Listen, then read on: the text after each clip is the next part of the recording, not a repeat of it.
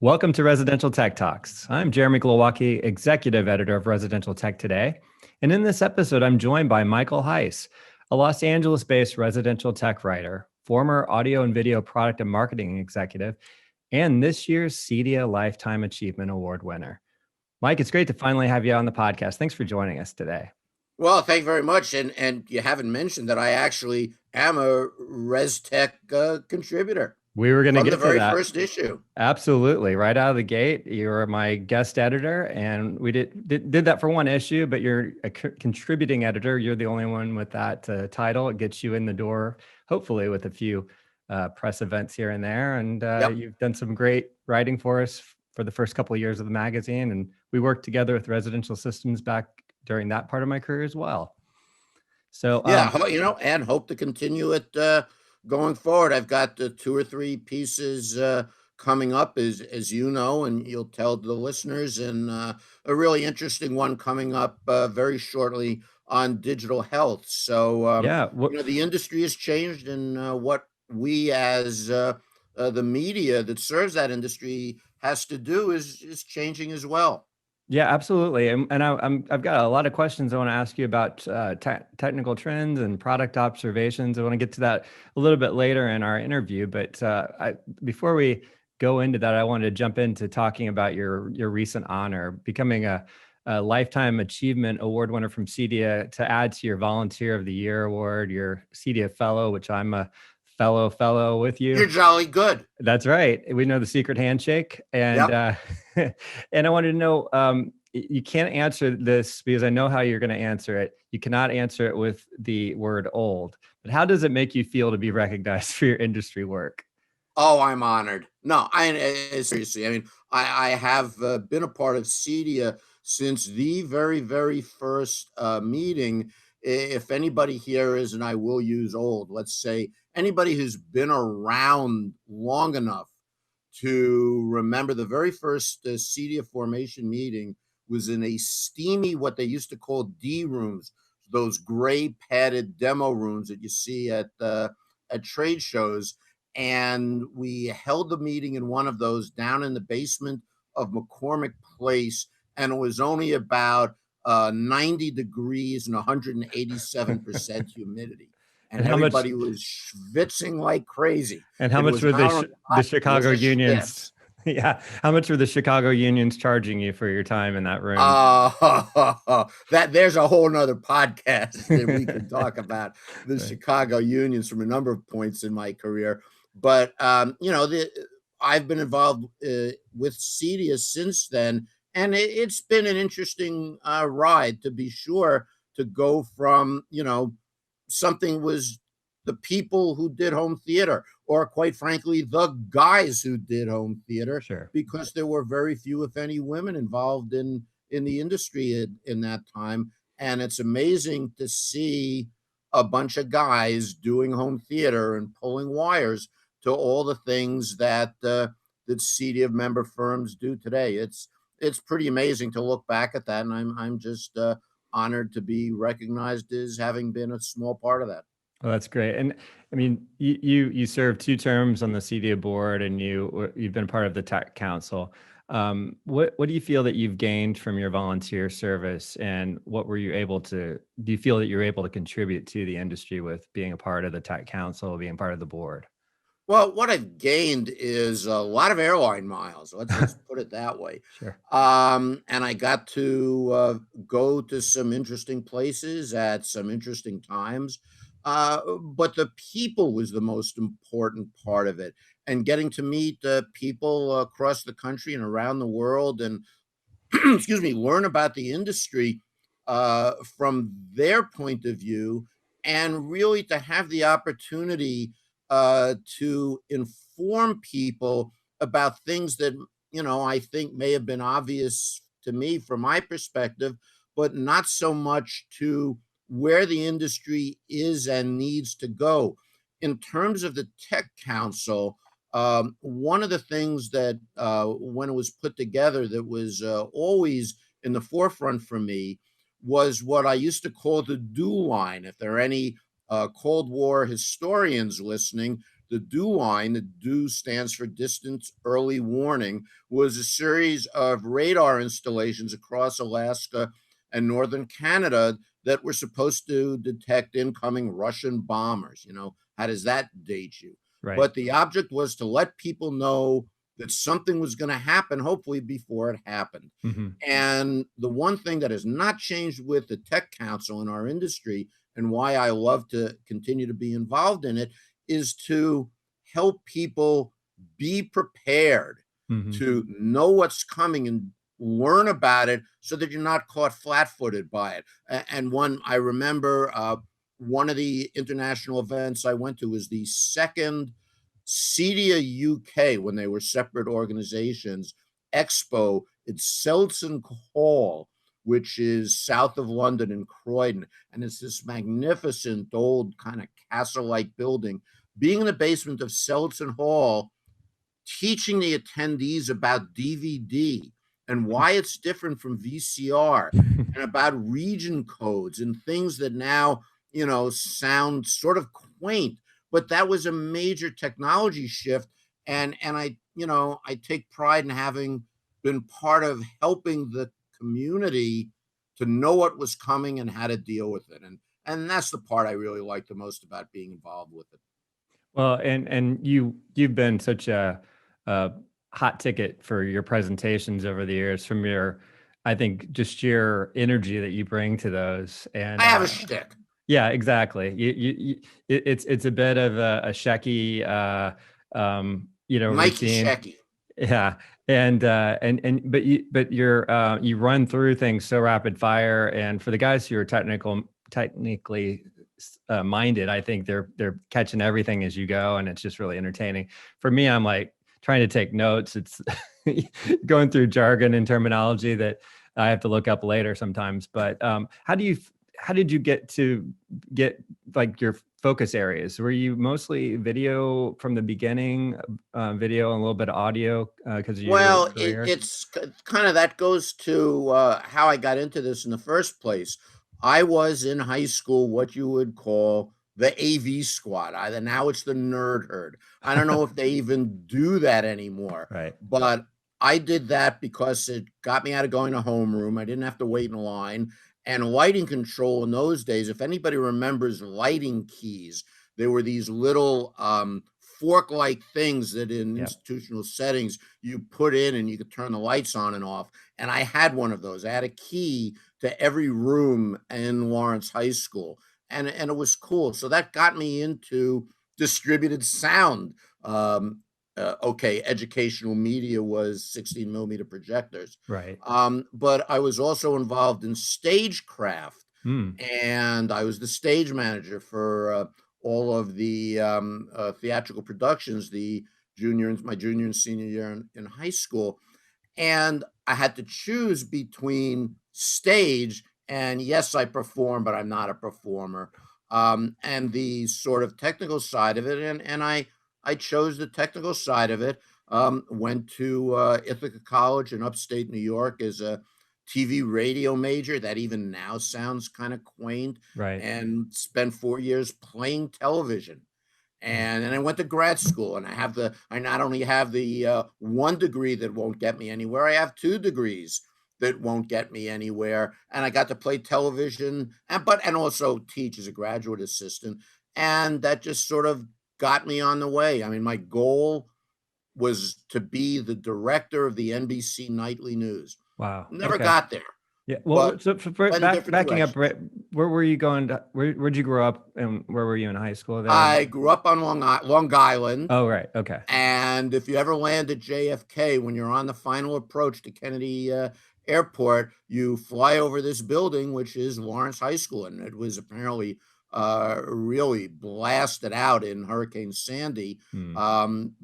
But I grew up on Long Island and lived in the city. And almost 40 years ago, when I got married, we moved out to LA to do video cassettes. Yeah. So take And us it through just that part of your career. So I know you landed at Harman at some point along the way, but I don't know a lot about your your career path until you got into the CEDIA business, right? So, Well, it's sort of interesting because I really did, my lifetime goal at one point was to direct the nightly news. I mean, it was like a really cool thing to aspire to. And in college and grad school, I was a fairly decent TV director, but I just didn't go in that particular direction. But when I got out of grad school, one of the fellows in our cohort was getting married to a very nice lady who is Brazilian. And he said, Mike, I had this part-time job. I got to go down to Brazil for 3 months. We're going to get married. Not he and I, he and his wife.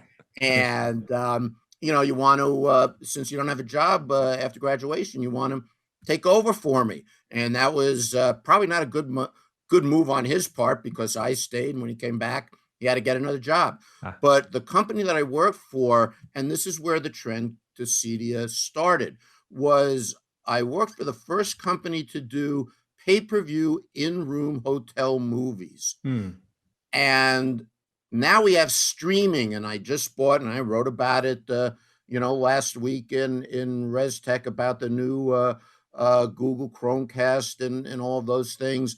Pay-per-view in those days was a home run to each room in a hotel and a little AB switch and a 2 by 3,248 routing switcher. But I got involved in the installation, didn't touch it. The unions didn't like that, Hmm. but supervised the installations, helped plan them out, and supervised all the film to tape transfers. And that's how I got back into video production. And in fact, the production house where we did our film to tape transfers, one of the two of them, offered me a job to run their home video business. Well, there wasn't a home video. If I'm so smart, why am I not on an island in the Bahamas or something? Right. But I went from being the first in-room pay-per-view movie service, distributing content and creating content in one way, to the nation's first true coast-to-coast video cassette rental system, because you couldn't sell movies at that time. They only let you rent them. So I hooked up with this production company and we manufactured the cassettes, Beta only at first, and then VHS, and acquired titles and created a home video rental service, which was very cool. And when all this pandemic stuff is over, we can all meet up somewhere and I can tell you the stories I can't tell in public about some of the strange things that I was just we going did to there. offer that the porn industry must have a lot to owe to their success to you. Well, at one point, and I used to say this in some of my lectures back in the day, that actually the porn industry, for a variety of reasons, was a technology innovator.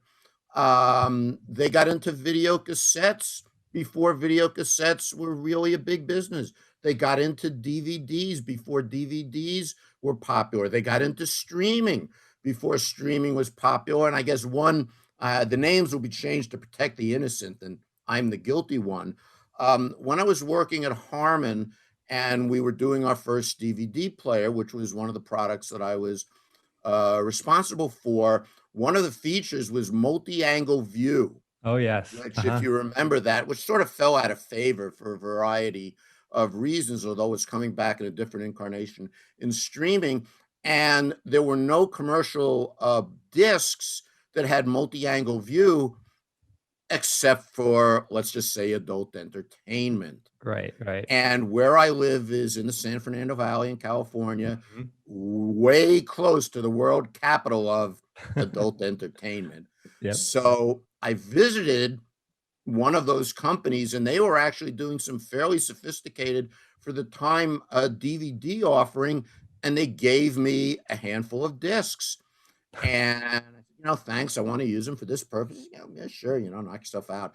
And I took some of them into the engineers and the QA people, and I said, look, you don't know where these came from. You don't know who gave them to you. And Mhm. if, let's just say, anyone from Harman Management is within 2 hallways of your lab, you take these things and put them in the bottom desk drawer. Right, right. But that's how he tested, so the porn industry and there's a VR. It's part of life, but Yeah. it's interesting to see the impact that adult entertainment has had on the home entertainment Yeah, industry.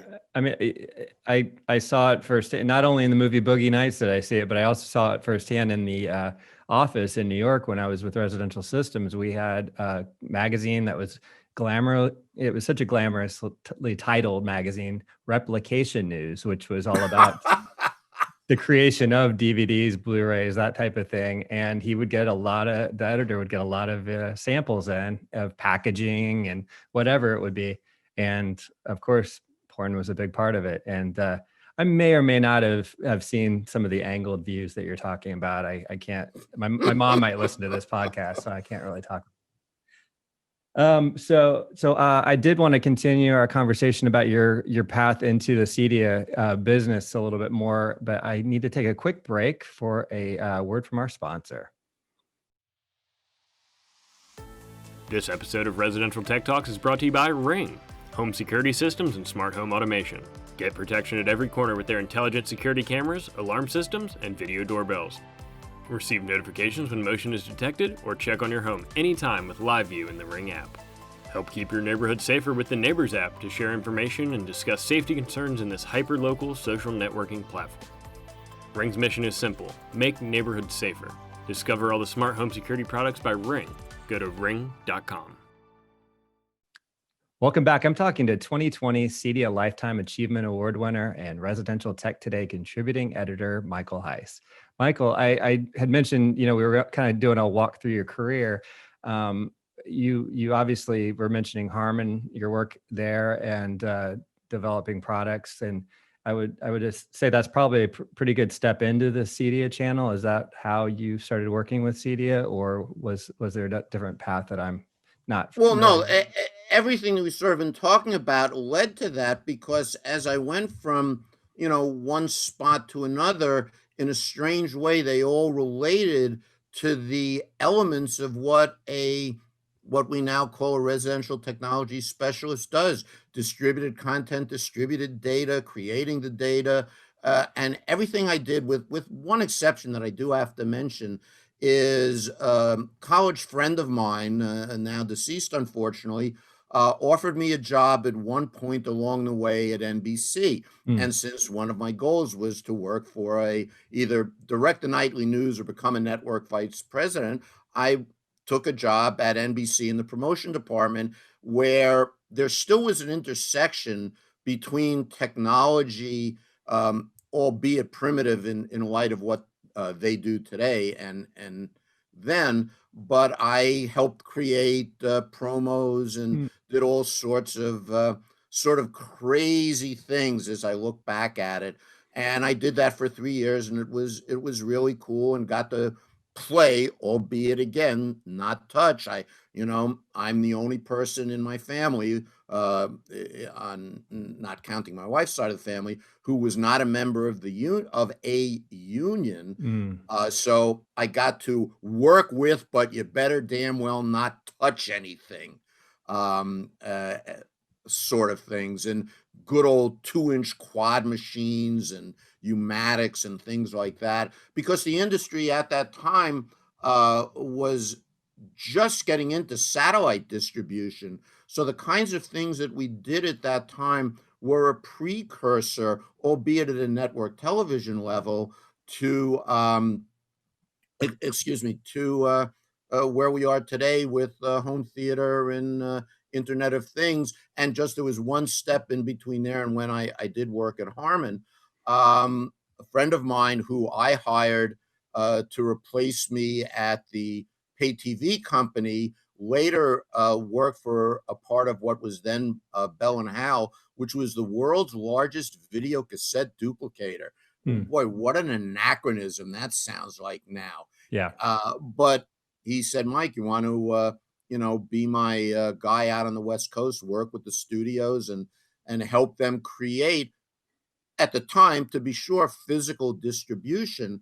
Mhm. But that's where I did start to get involved in the early days of home theater. The trade association at that time, the VSDA, the Video Software Dealers Association, would have their convention every summer. And to spend 3 days in Las Vegas in mid-August. Boy, Ah, did I look forward to that. But one year we had a home theater pavilion to show that you could have, catch me on this, more than 2 speakers. And their slogan was play what you want when you want.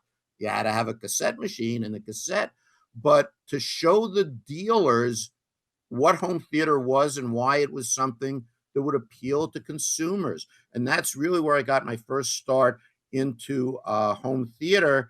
And from there, I did move to Harman, and I was recruited up to run their video projection business. There are certain people still involved with CEDIA that sort of give me the hairy eyeball for some of the projectors that we made, but it was cool. A 3-tube digitally controlled projector in the later 80s and early 90s was pretty, technologically advanced.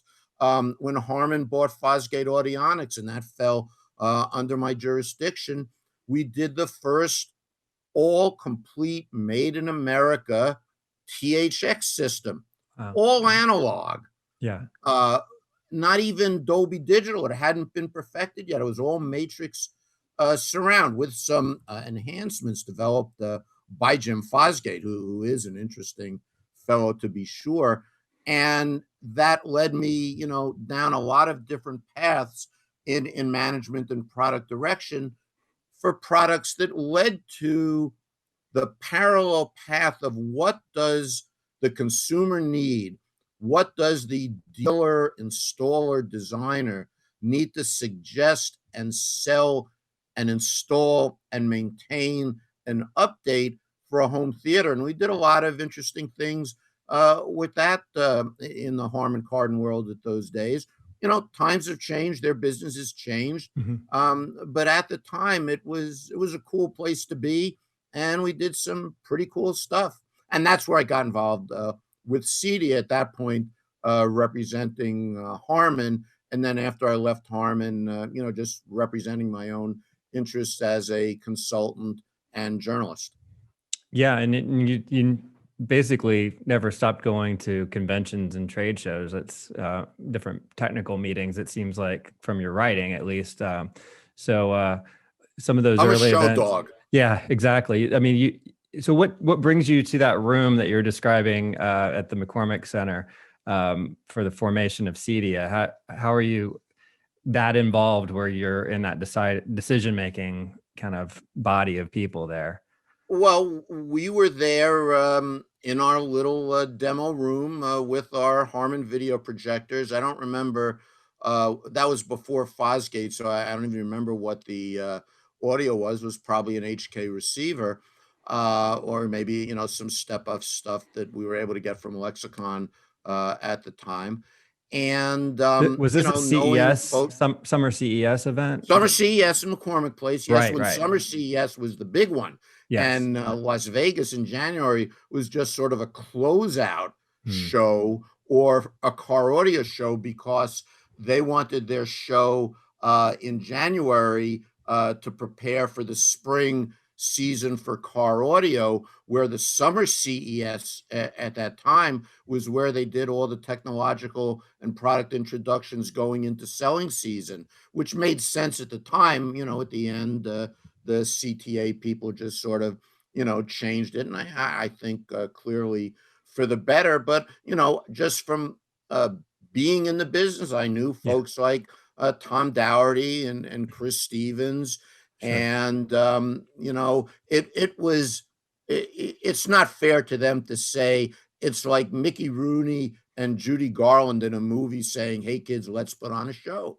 But uh, Chris owned Audio Access, later bought by Harman, and I was involved both with him and in that with him there. Okay. And Tom was a major early player in the home theater and custom installation world, and they realized, and the other people in the industry at that time realized that while CTA or CEA at the time was great for manufacturers and big dealers, the people that later became known as the CEDIA dealer, they couldn't access the product lines that they wanted, and there was no training and education. And, they basically said, let's put on a show, Yeah. let's fit our own trade association to further the needs of this constituency.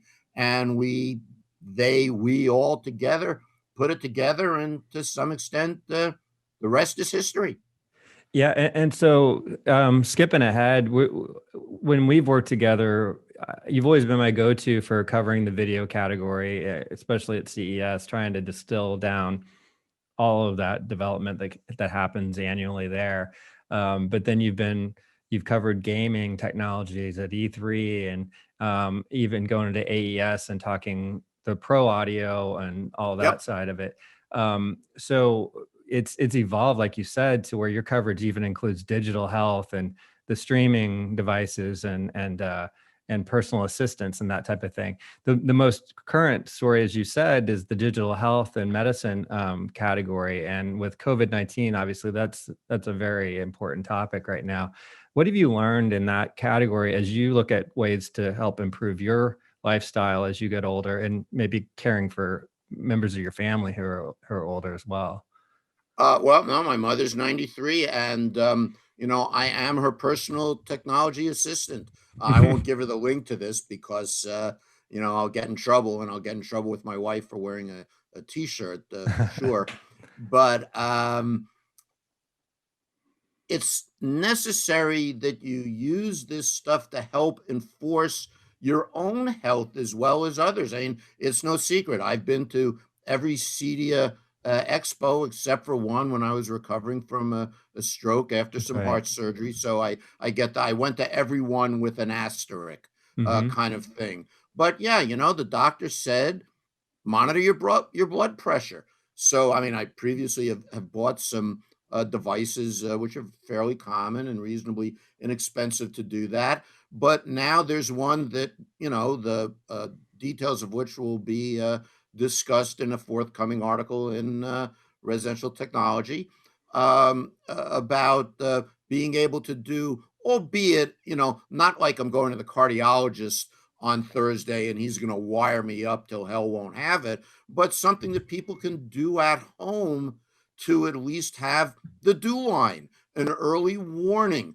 with an app so you don't have to write it down, mom. Of Hmm. course, I'd have to teach her how to use the iPad, but those kinds of things are really helpful in making it easier for people to take care of themselves and others. Pulse oximeters, with COVID, what's your blood oxygen level? Right. That's something that the Apple Watch does, but you can buy a pulse oximeter, the little thing that's like a clothespin that they clip on your hand, for $30, and you're not going to be a doctor, but then you go to the next step of telehealth and telemedicine where you want to communicate with a medical professional something about your condition. And if it's not of a physical nature where you need to go to when I go to the cardiologist, he's going to do a 12 lead EKG. You can't do that at home. I Sure. got a flu shot. You can't do that at home. But I take my blood pressure, and that's about it. But that's all that I do because I'm lazy. But those kinds of things are important now, highlighted by the pandemic. But hopefully, what people are doing now will remain so that we all live better, happier lives, and then we can do all this cool entertainment stuff.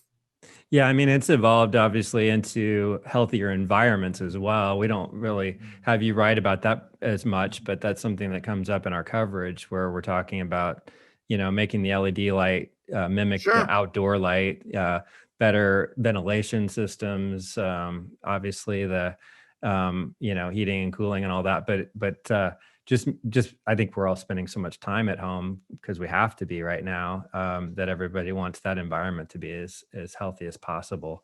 So for sure, Live long and prosper. That's right. But the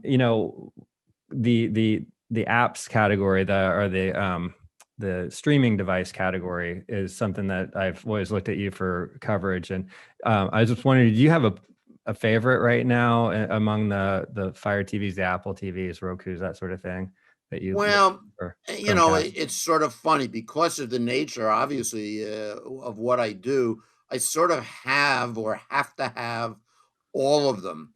Yeah. And as is the case with many types of situations, I mean, it's not like, do I get this big expensive system for speakers and processor and amplifiers or AVR, or another one? Or do I go into this ecosystem or that ecosystem? That's a real financial decision. Yeah. But, or do you do an Xbox or a PlayStation 5? Sure. And some people will do one, some people will do the other, some people will do both.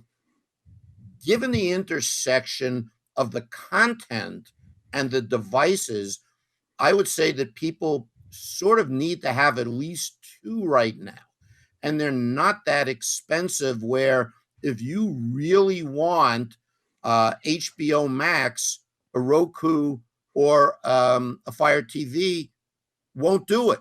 Not because they can't do it, but because there's a big, clearly related to some business issues, thing going on between those companies and AT&T, which owns HBO and that whole Time Warner empire. So if you like a Roku, or even have a Roku TV, sitting about 3 feet to the right of where I'm sitting, and if you're into a Roku or Fire TV, but you want HBO Max, you've got to get an Apple TV or a Chromecast or an Android TV. My favorite there is the NVIDIA Shield, a little expensive, but it's really cool for the upscaling.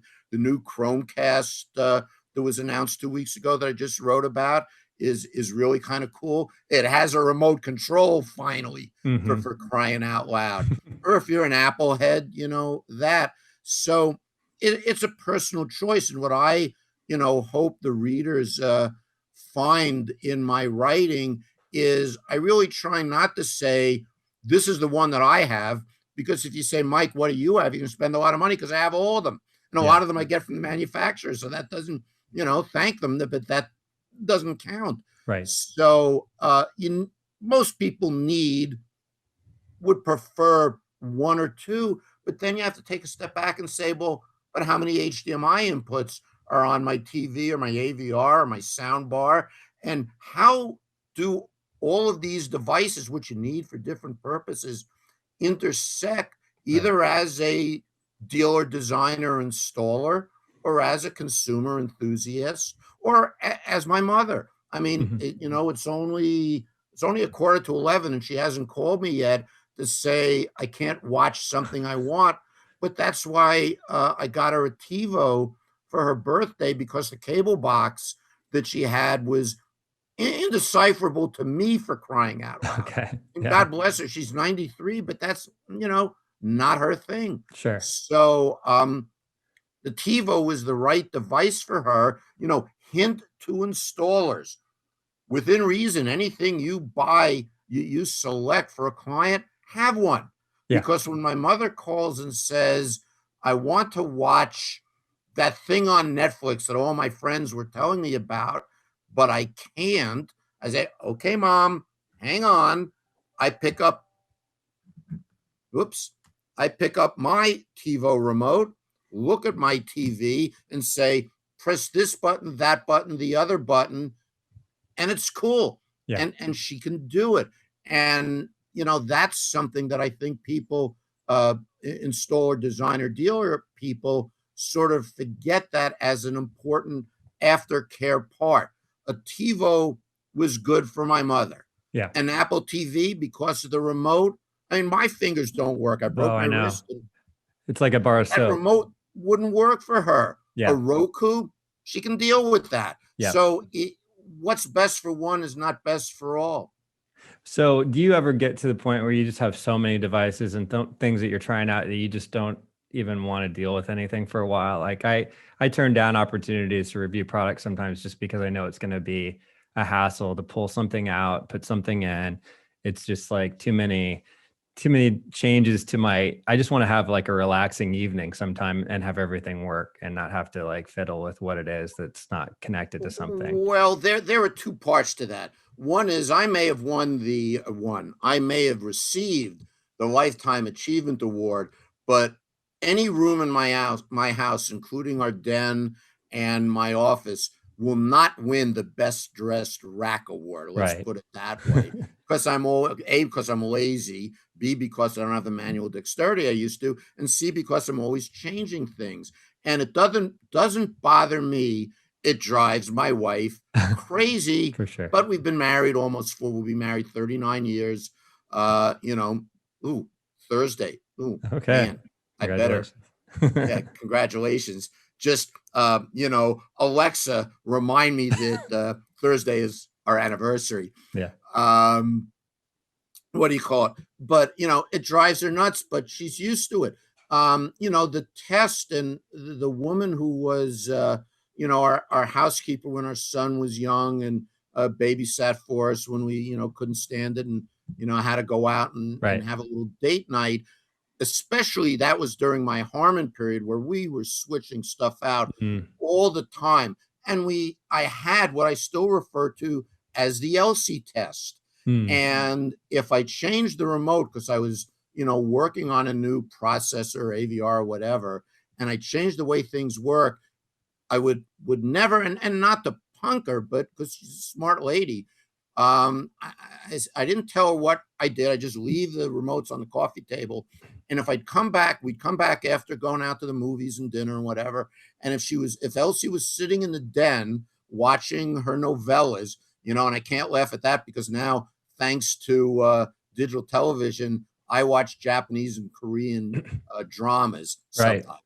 But if Elsie was sitting in the den watching the novellas, that meant that the interface in the remote was easy because someone who's not technical was able to figure it out. Sure. If she was sitting at the kitchen table watching the under-counter TV, smaller and didn't sound as good, but it was easier to operate, then I knew that product that I was, working on failed the test. Sure. Because somebody who's otherwise intelligent just couldn't deal with it. So your point is well taken, and that's why my wife, the architect, just sort of gave up and got a nice wooden box for all the remotes. So one of the ways that we've tried to simplify is through voice control and personal assistance.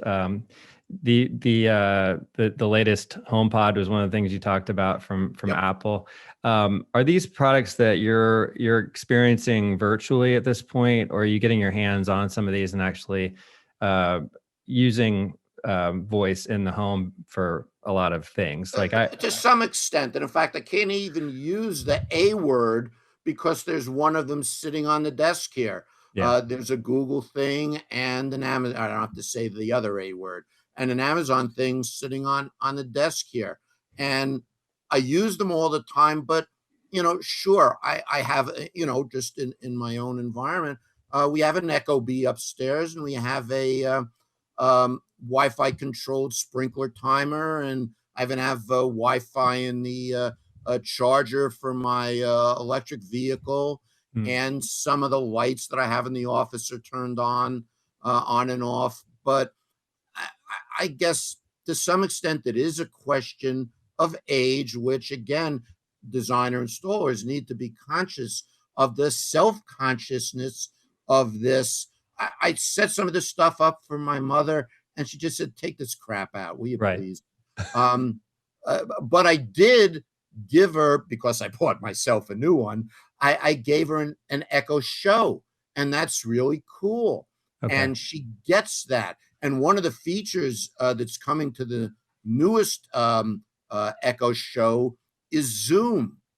So that'll be really cool, because then you'll be able to say, Zoom, show my whatever the heck it is that she wants to see without having to interact with the keyboard. So that's where the initial stage of the technology may not work for all people, but the manufacturers way more than years ago are reacting to that.